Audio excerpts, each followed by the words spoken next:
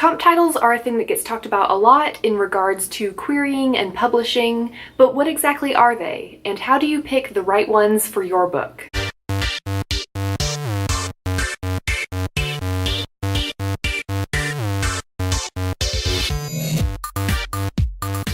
Comp titles are simply a set of titles, usually books, that give a reader or agent or editor an idea of the type of book you've written. Your comp title should serve two main purposes.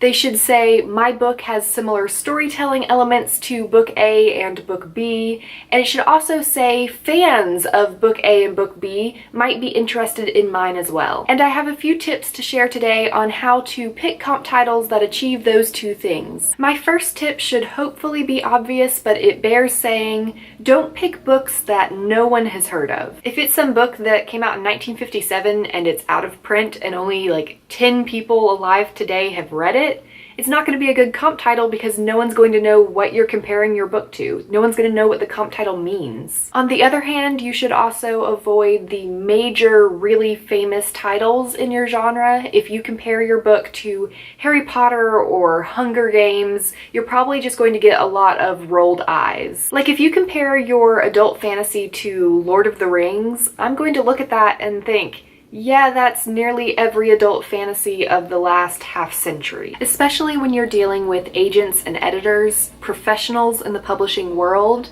comparing your book to the biggest title in your genre shows that you probably don't know the rest of your genre very well. It's also kind of pompous to say that your book is going to be the next Harry Potter. Spoiler alert, if you think you're going to be the next J.K. Rowling, you're probably not. Instead, at least one of your comp titles should be something published in the last 5 years in your genre and age category that did moderately well. This is mostly important so that you can show that you know the market, you are up to date, you are reading in your genre, and to show that your book will fit in with that market. Next tip, your comp titles don't have to be exactly like your book. Rather, they should each represent some major element of your story. That's why having 2 comp titles is ideal, because maybe you have a world and magic system similar to that of Truthwitch by Susan Dennard, but your characters are villainous and kind of on the dark side of morally gray, like the characters in Vicious by V.E. Schwab. So you can say, my fantasy book is Vicious meets the Witchlands.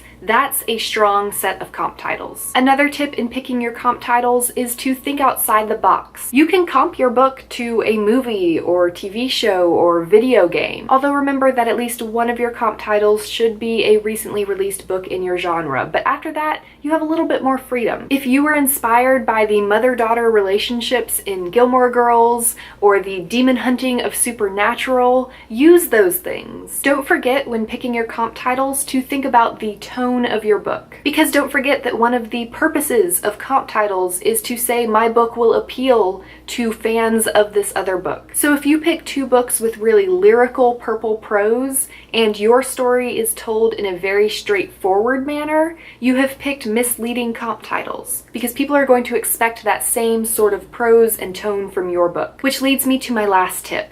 Make sure your comp titles honestly portray your book. It can be really tempting to pick some unique, quirky combination of titles that will catch readers' eyes. But if it doesn't actually represent what your book is like or about, then you have misled people. Attracting people with cool comp titles won't do you any good if you lose them later on when they realize they've been lied to. Anyway, those are my tips on picking comp titles for your book. If you have any other tips or advice, please share them in the comments with everyone else. And don't forget to join us this Sunday at 7:30 p.m. Eastern Time for our live chat. We can't wait to see you there.